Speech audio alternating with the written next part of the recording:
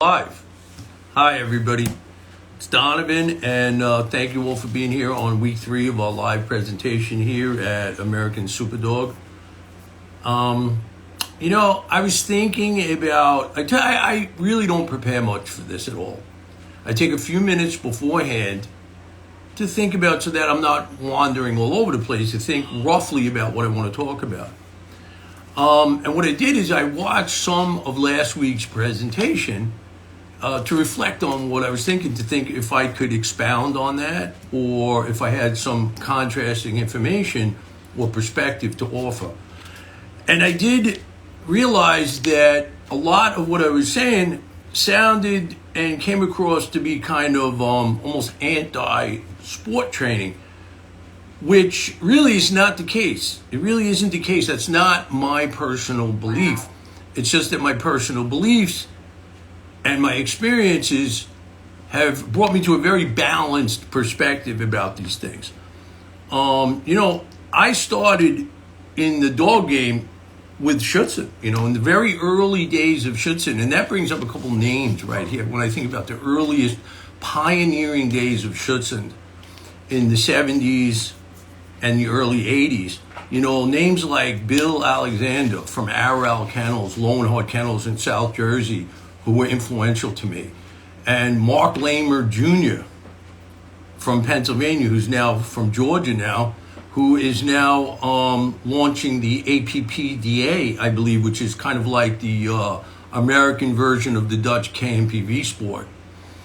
I was around in the very early days prior to there even being Schutzhund USA. In the very early days of Schutzhund, we had an organization called NASA, the North American Schutzhund Association. And I titled my first dog, the first trial I was ever in, I was 8 years old, and my father had purchased a titled import, a Schutzhund 3 titled import, and I showed that dog and passed successfully in a NASA trial. And I do remember clearly that I was 8 years old at the time.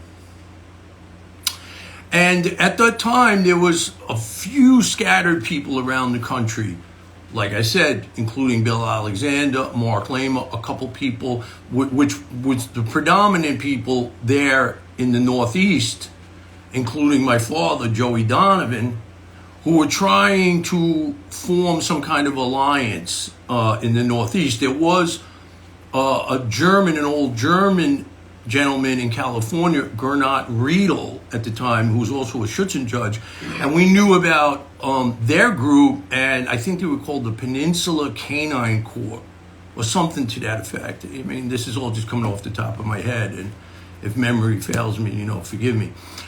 But I can remember those early pioneering days of Schutzhund in the United States. And NASA, the North American Schutzhund Association, developed and branched out into the DVG. I remember we formed a club, and our club became a DVG club, and the DVG was an all-breed club. We were always kind of very all-breed oriented. And back then, there were a lot of Dobermans and Rottweilers and various breeds, that were participating in the early days in Schutzhund here in the Northeast. I'm from Long Island, New York, and that's where the predominant development that we launched was here in Long Island. But there was a lot of influence from the surrounding areas like New Jersey, which has become sort of a small mecca for Schutzhund, actually. New Jersey has been a stronghold for the working dog movement in the Northeast region of the United States for decades. And I can remember when DVG branched off into the Working Dogs of America, WDA. And I was at the very first ever Schutzhund USA national tournament that there was a meeting there to form Schutzhund USA, which became the biggest mainstream Schutzhund organization for German Shepherds that still exists to this day.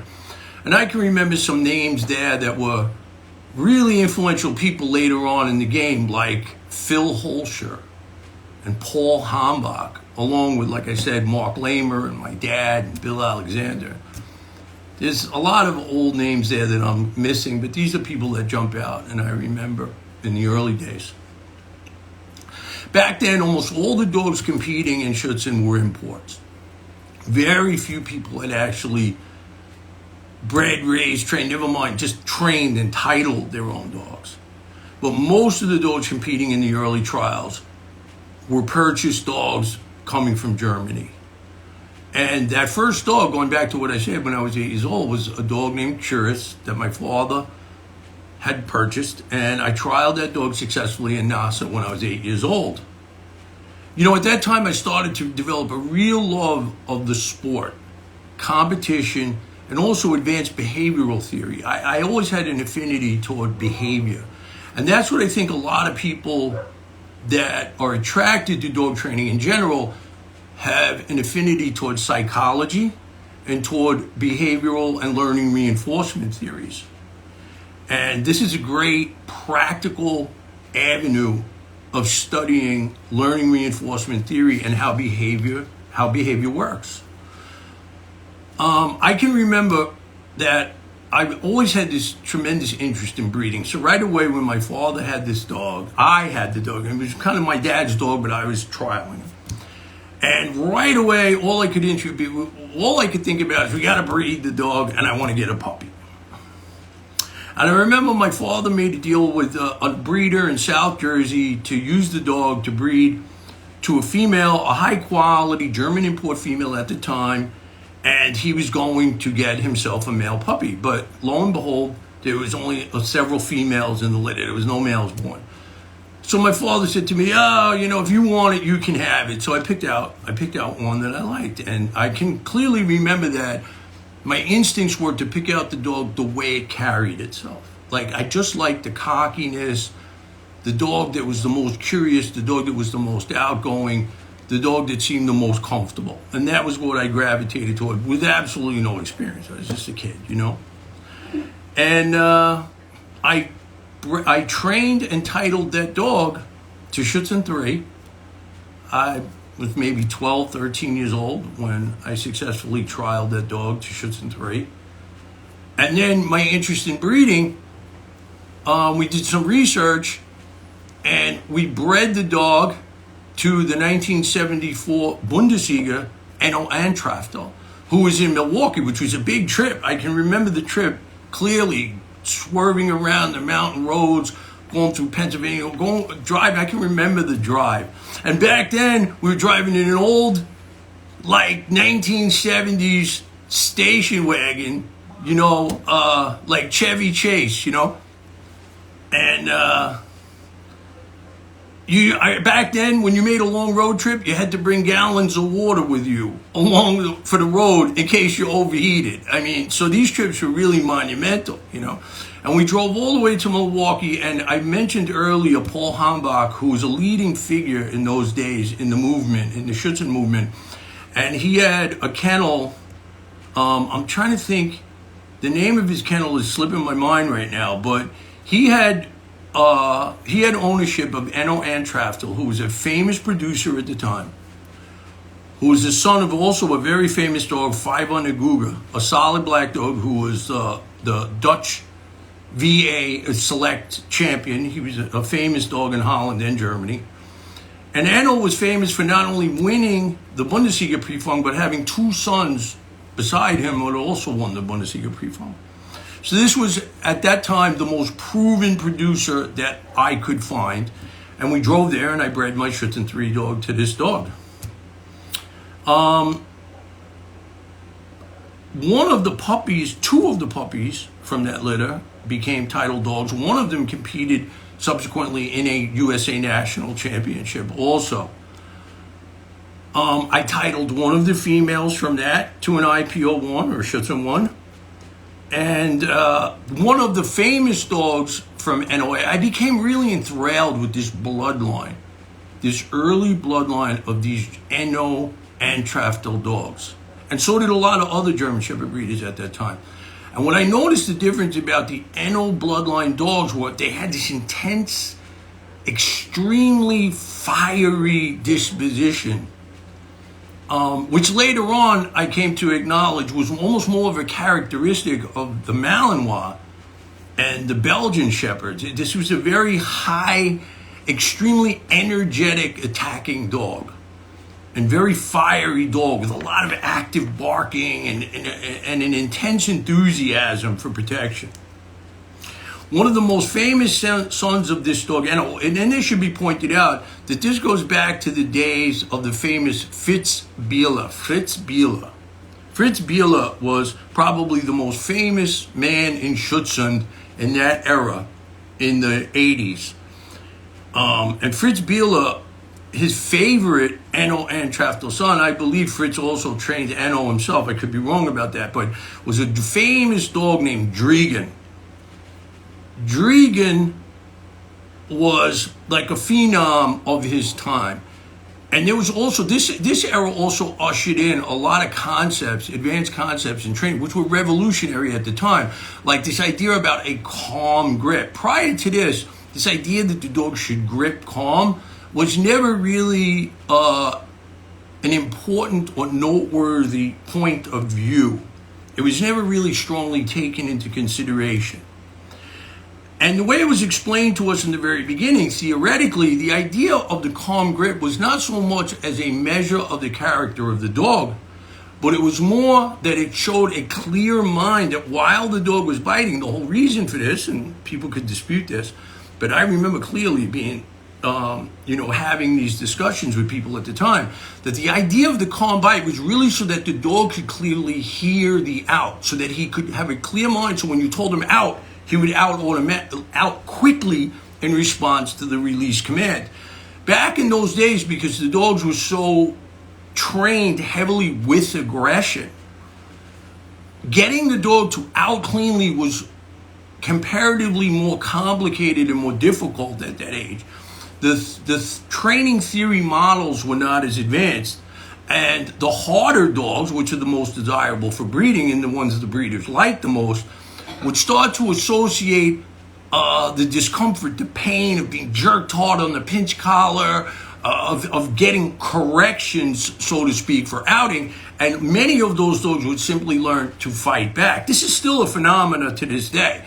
A lot of the best dogs, and you'll often see in a trial, dogs that pass the entire protection phase, and on the long attack, when they're told to let go, that when they hear the out command, that's when they bite the hardest. They bear down and bite harder because they associate that command with all of the discomfort and pain that the attempts at training the dog, the failed attempts to make the dog consistent and release consistently, the dog bears down, kind of squints his eyes and bites harder, maybe even shakes or has a kind of a counter move against the hearing of that command. And this is still to this day a common flaw in even modern training, but it was even more common back then. But going back to these dogs, this Driegen dog in particular, this bloodline really fascinated me because I never saw prior to this, I never saw entire litters of puppies having really strong working potential. Like the amount of dogs that were really qualified for the advanced training were very far and few between, and there was usually only one or two, maybe at best, even in an advanced litter, even in the highly bred, well-bred litters. But when I did this breeding of my dog directly to this Enno Antraftel dog, I can clearly remember that I had a whole litter of clearly highly competitive, titleable dogs. And several of them did become Schutzhund 3, and like I said, one of them competed in the USA Nationals. I also had another son from this Driegen dog from a different breeding that I didn't produce myself, a dog that was locally very famous named Nando.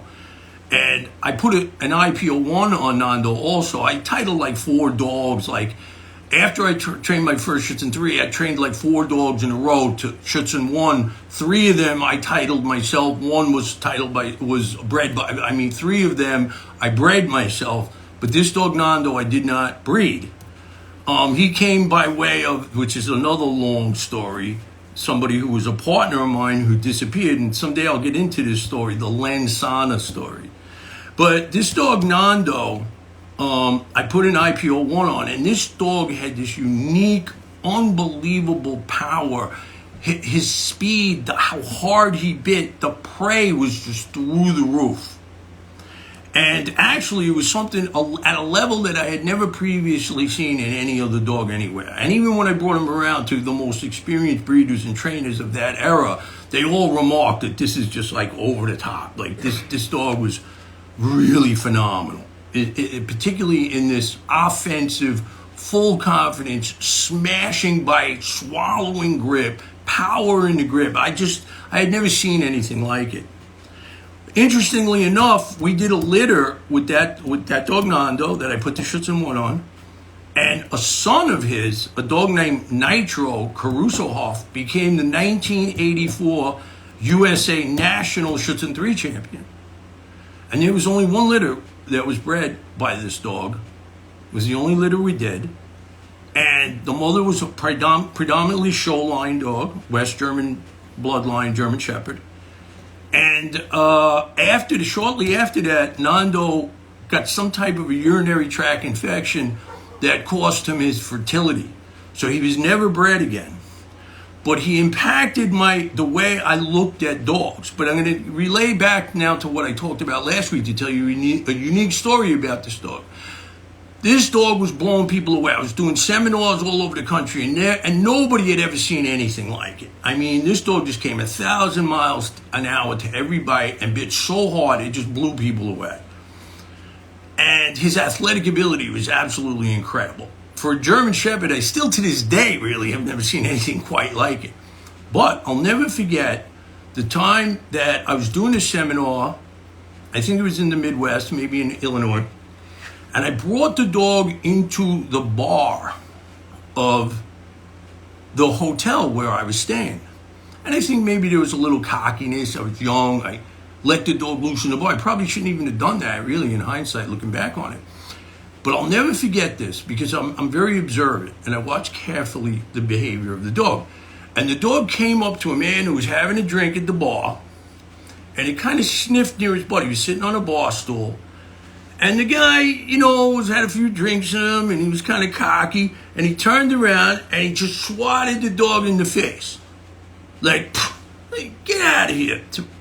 And I'll be honest with you, I was shocked that the dog was shooed away by that. Like, the dog kind of looked a little intimidated by that. And up until that point, I had never seen this dog question himself ever for a second.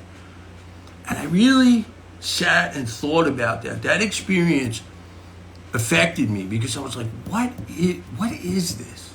What would make a dog so determined, so full of power, bite so hard, impress every trainer that had ever seen him, and yet I just saw what I saw.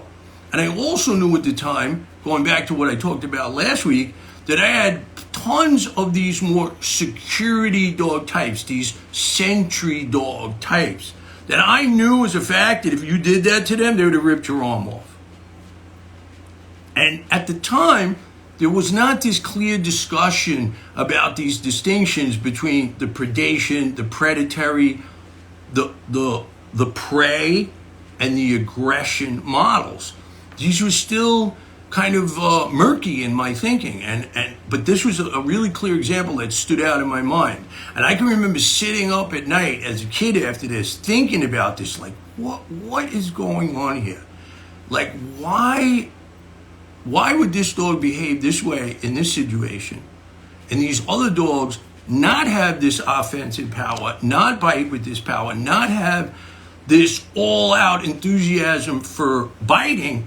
But yet I know that if they were provoked or if you attempted to shoo them off or dominate them in that way, that they wouldn't stand for that and they would fight you back.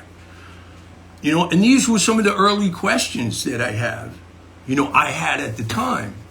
And I've witnessed the whole evolution from here of the protection dog movement, the sporting dog movement, and I've also seen, in a sense, the extinction of the security dog movement in the United States, because as the animal rights laws became more pronounced in the United States, it became almost legally impractical, and from a liability point of view, impractical to keep dogs even outdoors year round, as was previously acceptable. We used to keep dogs, like I talked about last week, we used to keep dogs in car lots and lumber yards and construction sites. This was one of the main ways in the greater metropolitan New York area that we secured difficult to secure situations. Also, technology was not at the point where, like what we have today with security cameras.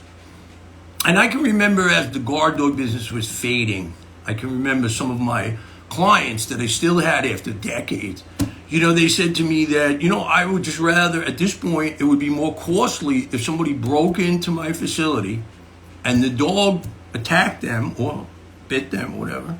The liability would be greater than if I just let them rob everything and just reported it to the insurance company.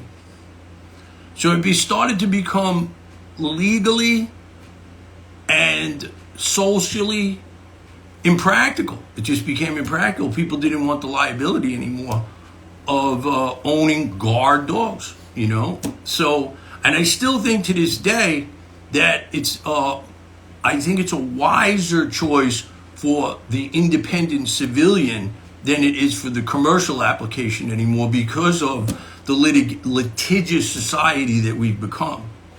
This is a lot of implications here, just even in regards to how our society has changed.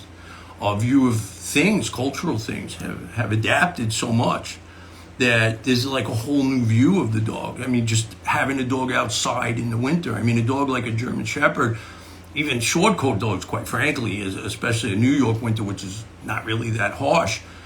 I mean, they can easily withstand the climate of winter outdoors if they had adequate shelter, and they could just be out of the rain and out of the elements if they need be with an adequate doghouse.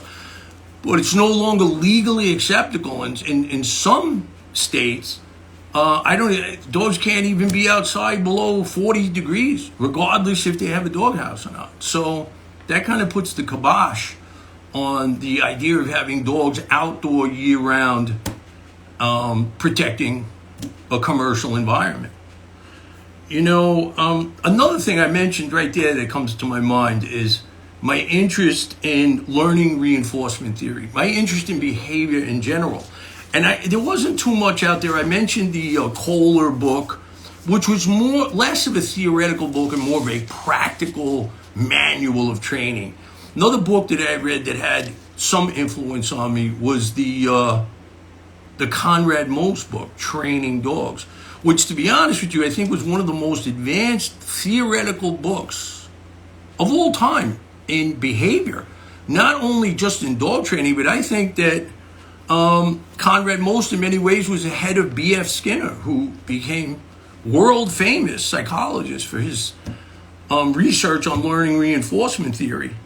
And I also remember getting a little pamphlet. I don't know how I became aware of this, but somebody at some point gave me a little pamphlet, Learning Reinforcement Theory, by a professor, Fred S. Keller.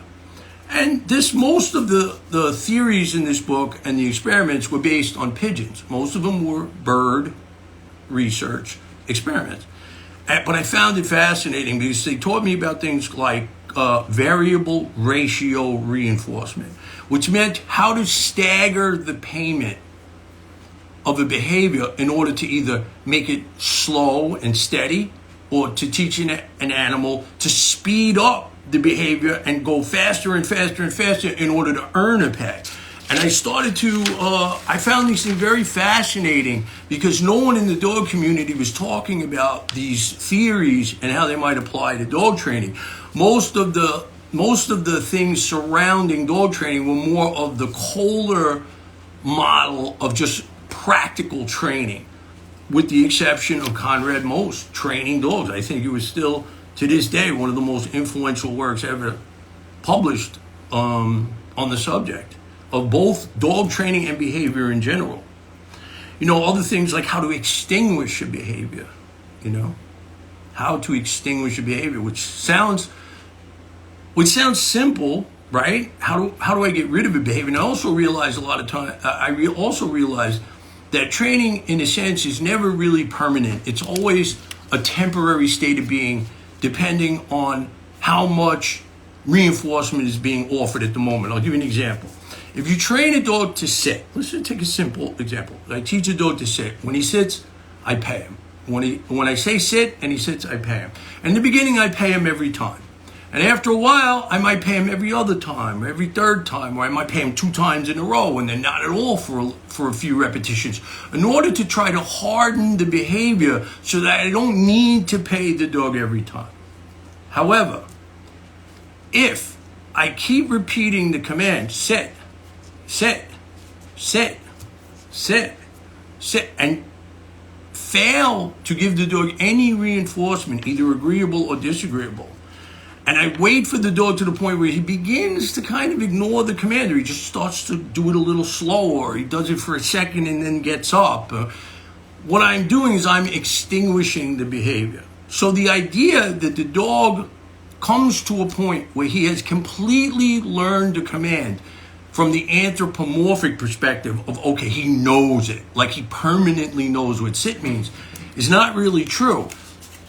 If I fail to reinforce that dog and I keep repeating that command over and over, sit, sit, sit, eventually the dog can unlearn it. And I could take any dog that's learned any command, and I can purposely, using this system of ignoring the command, repeating the same command over and over and over, and not offering the dog any reinforcement, I can unlearn or untrain the dog or teach the dog to now ignore that command. So all dog training, and this is where I find that as a commercial dog trainer, it's very important that the owner understands the methodology and has a system in place to consistently reinforce any training that's been done on the dog. Otherwise, the behavior will wash out. This is why I don't think that sending your dog away to training in general is a good idea, unless you yourself are going to pursue some after course, and you are going to become educated in the methodology and systems that were applied to get the dog to respond to these commands in the beginning. Because these behaviors can be easily washed away by a lack of knowledge or understanding of how they were reinforced and put in place to begin with.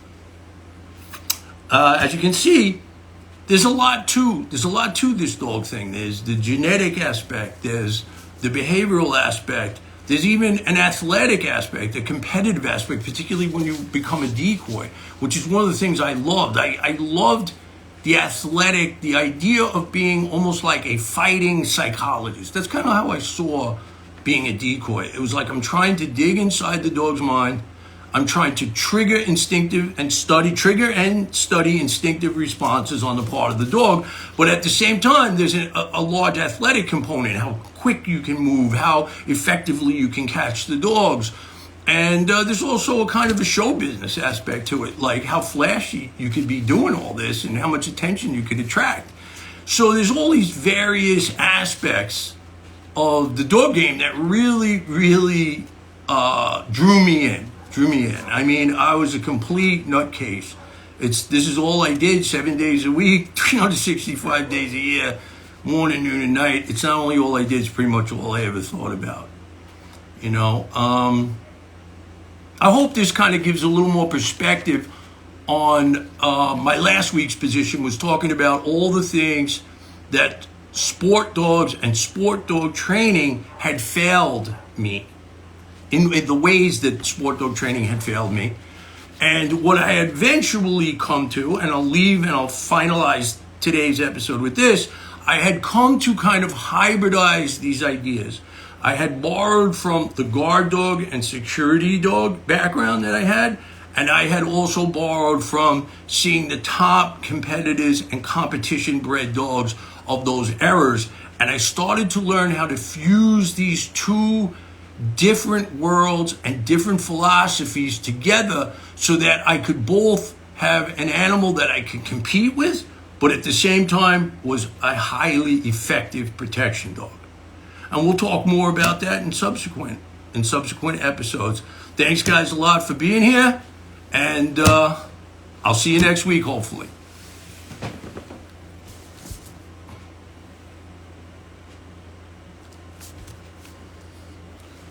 If you can't get rid of me. Didn't go up. How'd it go? I don't think it's off yet, is it? It says he's still live. You need